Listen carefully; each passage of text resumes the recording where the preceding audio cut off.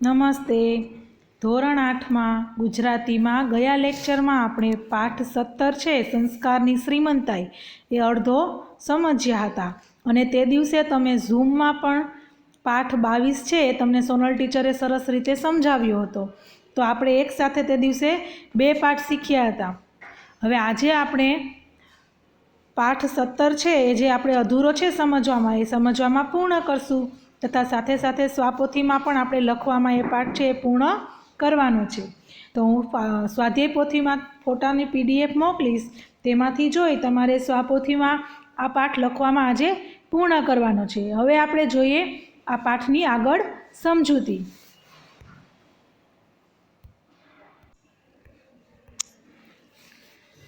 તો દાદા, તમે નિશ્વાસ કેમ મૂક્યો? એમ છે દીકરી, જ્યાં સુધી સાહેબી હતી ત્યાં સુધી બેઠો બેઠો ખાતો હતો. તે કશું ખરાબ નહોતું લાગતું. પણ આજે જેણે કદી કશું કામ નહોતું કર્યું એવા પાર્વતી, પ્રીતિ, ઉત્પલા જોશભેર કામ કરવા લાગી ગયા છે. ત્યારે હું બુઢ્ઢો કશું કર્યા વગર ખાઉં છું તે મને ખૂંચે છે. પણ હવે હું શું કરી શકું? મારી જુવાનીમાં તો મેં પણ ઘણું કામ કર્યું છે, પણ અત્યારે આ અવસ્થાએ મને કોણ કામ આપે? બસ આ જ વાતનું દુઃખ રહ્યા કરે છે.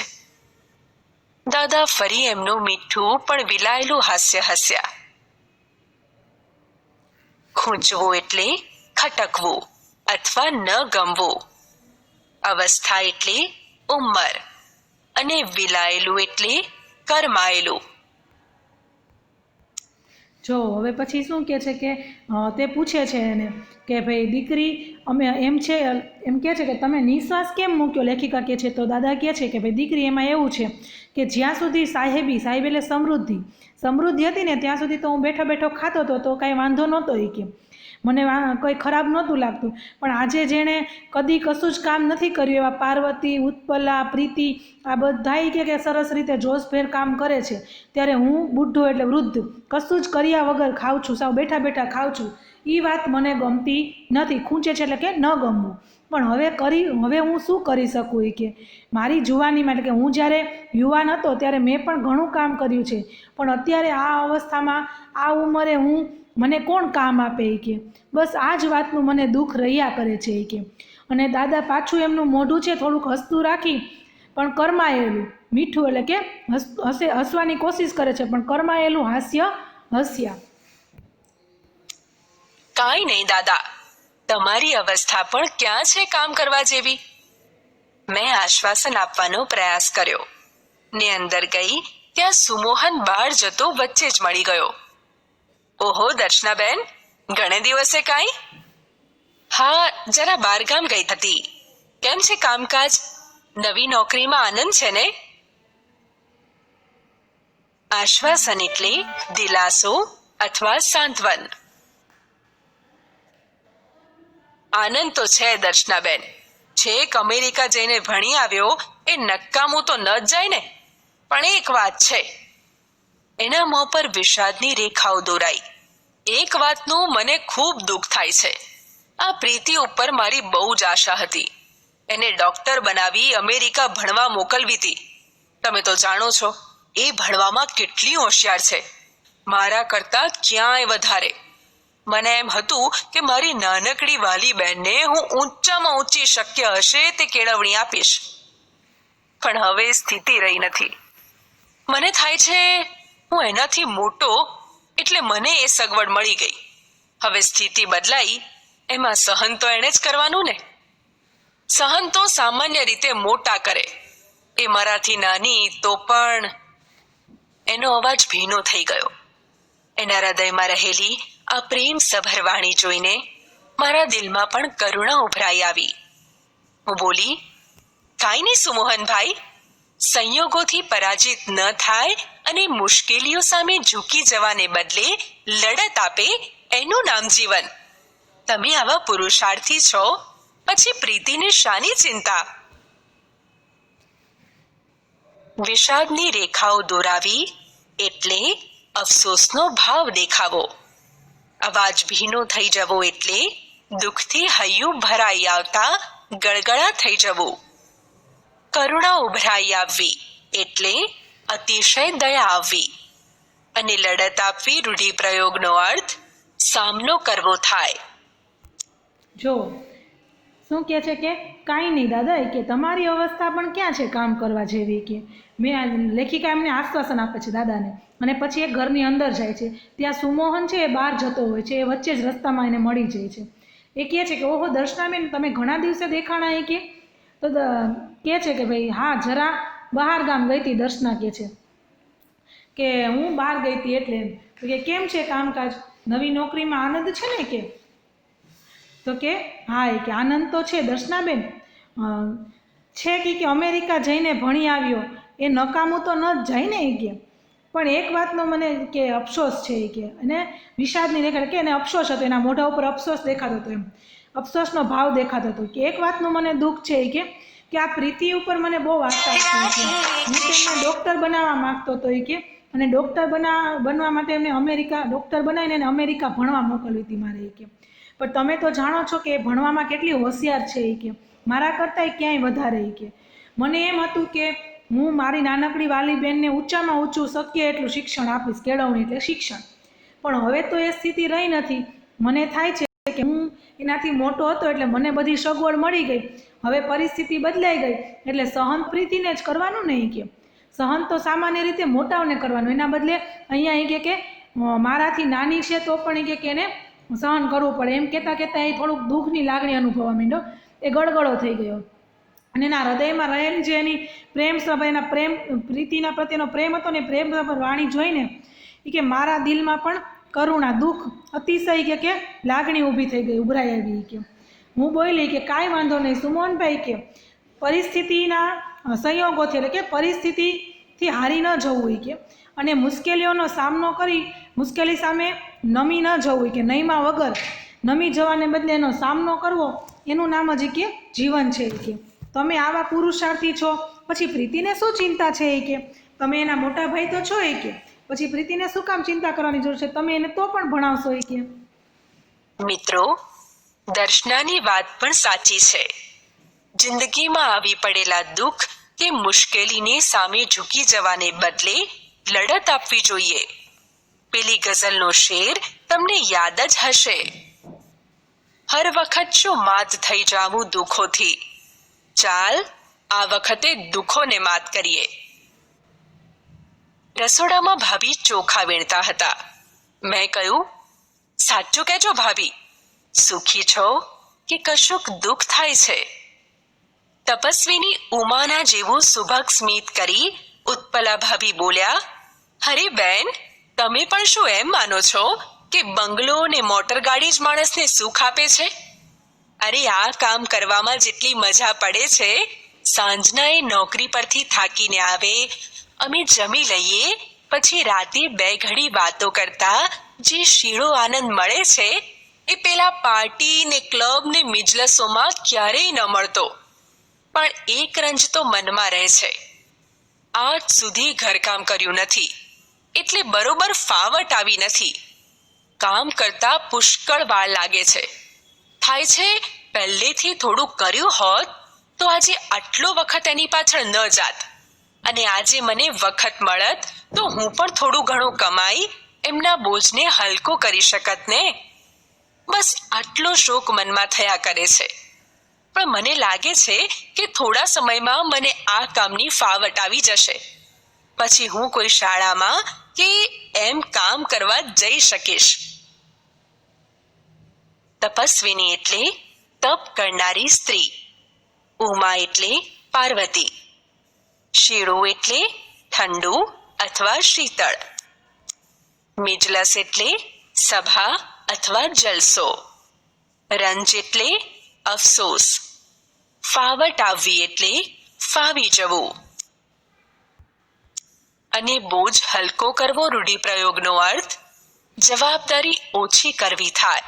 જો પછી રસોડામાં ગયા એટલે ભાભી ચોખા વીણતા હતા. ત્યાં કે મેં કીધું કે સાચું કહેજો ભાભી, તમે સુખી છો કે તમને કોઈ વાતનું દુઃખ થાય છે? એ કે તો તપસ્વીની એટલે કે જેમ કે પાર્વતીજી છે એ પાર્વતીની જેમ, એ કે તપસ્વીની પાર્વતી જેમ, એ કે સરસ મજાનું, સુભગ એટલે રમણીય, સ્મિત એટલે હાસ્ય કરી અને ઉત્પલા ભાભી બોલ્યા કે અરે બેન, તમે પણ શું એમ માનો છો કે મોટર ગાડી ને બંગલા હોય તો જ કે માણસ સુખ શાંતિથી રહી શકે? કે અરે આ કામ કરવામાં જેટલી મજા પડે છે ને, સાંજના એ નોકરી પરથી થાકીને આવે, અમે બંને જમીને બે ઘડીએ વાત કરીએ કે, અને જે ઠંડો આનંદ મળે શીતળ, એટલે કે જેવો શીતળ આનંદ મળે છે ને એ પહેલાં કે પાર્ટી ને ક્લબમાં જઈને જલસા કરવામાં ક્યારેય મળતો નહોતો કે. પણ એક વાતનું મને રંજ એટલે દુઃખ છે કે આજ સુધી મેં કોઈ ઘરકામ કર્યું નહોતું ને, એટલે મને ઘરકામની બહુ ફાવટ નથી કે, તો મને કામ કરવામાં બહુ જ વાર લાગે છે કે.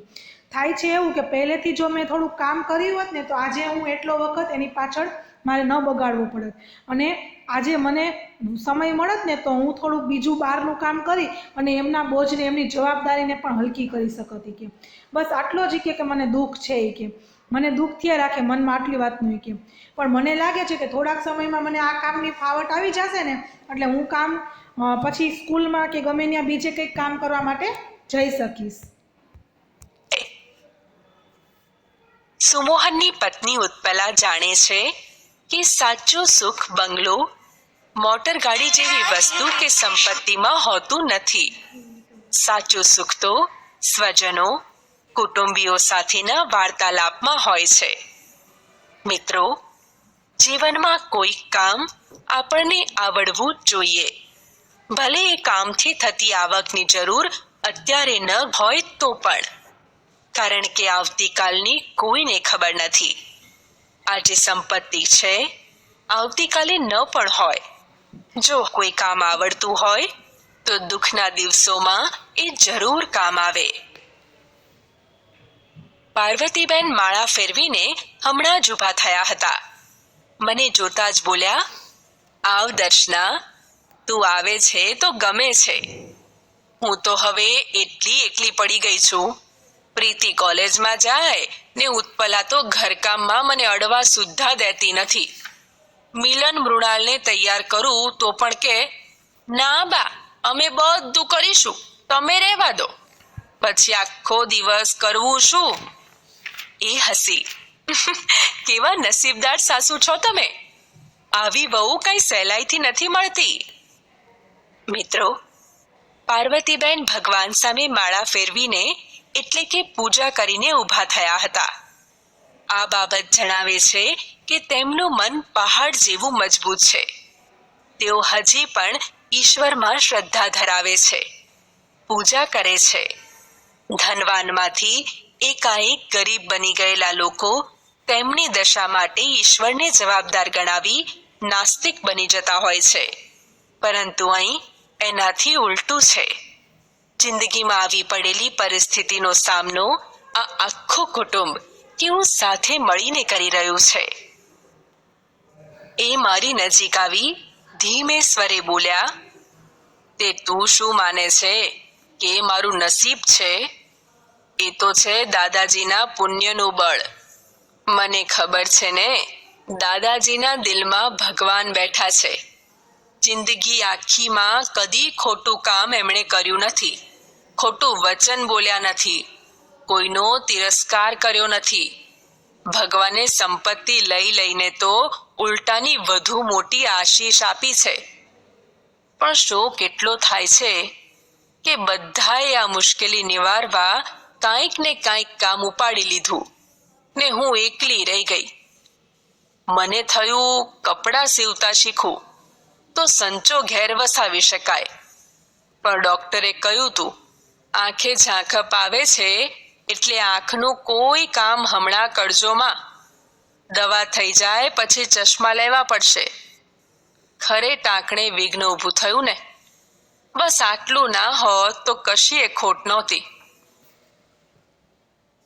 સ્વર એટલે અવાજ, અને આંખે ઝાંખપ આવવી એટલે આંખે ઓછું દેખાવું. જો પાર્વતીબેન માળા ફેરીને હમણાં જ ઊભા થયા હતા કે છે, અને ત્યાં જ કે ઉત્પલા દેખાલા, દર્શના દેખાણી એટલે કે આવ દર્શના આવી કે. દર્શના એટલે કે પ્રીતિની બેનપણી. એ કે તું આવે છે ને તો મને ગમે છે કે, હું તો એકલી, હવે હાવ એકલી પડી ગઈ છું કે. પ્રીતિ કોલેજ હવે જાય, ઉત્પલા એના ઘરકામમાં કે મને કશું જ અડવા ન દે કે, અને મિલન મૃણાલને તૈયાર કરવા જાઓ તો પણ એ પણ એમ કે નાના બા અમે બધું કરી લેશું, તમે રહેવા દો. તો આખો દિવસ હું શું કરું એ કે એ હસીને કહે છે, દર્શના છે એમને હસીને કહે છે કે ભાઈ તમે કેવા નસીબદાર સાસુ છો, તમને આવી સરસ વહુ મળી, કે આવી વહુ મળવી કાંઈ મુશ્કેલ સહેલી નથી કે. તો પાછા કહે છે કે પાર્વતીબેન કહે છે કે એ મારી નજીક ઉત્પલા દર્શનાની નજીક જઈને કહે છે, ધીમે સ્વરે બોલે છે, ધીમા અવાજે, તે તું શું માને છે કે આ અમારું નસીબ છે કે આ મારું નસીબ નથી? આ તો એ કે દાદાજી છે ને એના પુણ્યનું બળ છે, દાદાજી એવા સારા પુણ્ય કર્યા છે ને એના હિસાબે મને ખબર છે કે દાદાજીના દિલમાં ભગવાન બેઠા છે. એ કે જિંદગીમાં આખી જિંદગીમાં કદી એ કે દાદાજીએ કોઈ ખોટું કામ કર્યું નથી, એ ખોટું વચન કે ખોટો શબ્દ બોલ્યા નથી, કોઈનો કોઈ દિવસ તેને તિરસ્કાર નથી કર્યો. ભગવાને સંપત્તિ લઈ લઈને તો અમને ઉલટાનું વધુ સારું વધારે મોટા આશીર્વાદ આપ્યા છે. એ કે પણ એ કે દુઃખ એટલી વાતનું જ છે કે બધાએ આ મુશ્કેલી નિવારવા માટે કંઈક ને કંઈક કામ ઉપાડી લીધું છે. હું એકલી જ રહી ગઈ છું. મને થયું કે હું કપડાં સીવતા શીખી જવી કે, પણ એ કે ડૉક્ટરે કીધું હતું કે કપડાં સીવતા શીખવું તો સંચો ઘેર વસાવી શકાય. તો ડૉક્ટરે મને એવું કીધું કે આંખે ઝાંખપ આવી ગઈ છે, એટલા માટે તમારે આંખનું કોઈ જ હમણાં કરવાનું નથી, દવા થઈ જાય પછી ચશ્મા લેવા પડશે.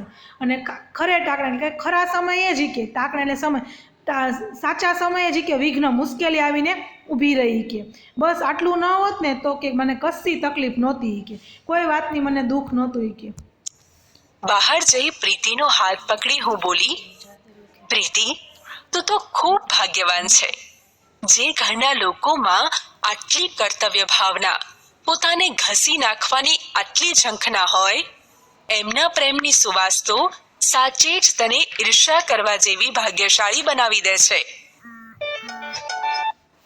કર્તવ્ય ભાવના એટલે ફરજનો ખ્યાલ, પોતાને ઘસી નાખવું એટલે ખૂબ કામ કરવું, અને ઝંખના એટલે વારંવાર યાદ કરવું. તે મારી સામે આનંદથી જોઈ પ્રીતિ બોલી, કર્તવ્ય ભાવના?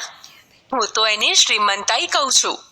પેલી શ્રીમંતાઈ તો વસ્તુનો આડંબર હતો, બહારની ચીજ હતી. સાચી શ્રીમંતાઈ તો એ સૌના દિલમાં વસી છે, સંસ્કારની શ્રીમંતાઈ. એમ ના હોત તો આર્થિક દ્રષ્ટિએ આટલા મોટા પતન પછી અમે શી રીતે અમારા ઘરની એ જ સંવાદિતા, એ જ આનંદ, એ જ અખંડિતતા જાળવી શક્યા હોત કહેતો. હર્ષથી મેં પ્રીતિનો હાથ દબાવ્યો. ઘણા મોટા ધનની સ્વામીની બની છો પ્રીતિ. આડંબર એટલે દંભ અથવા દોડ, પતન એટલે અધોગતિ અથવા પડતી, સંવાદિતા એટલે એકરાગ અથવા સહમતિ.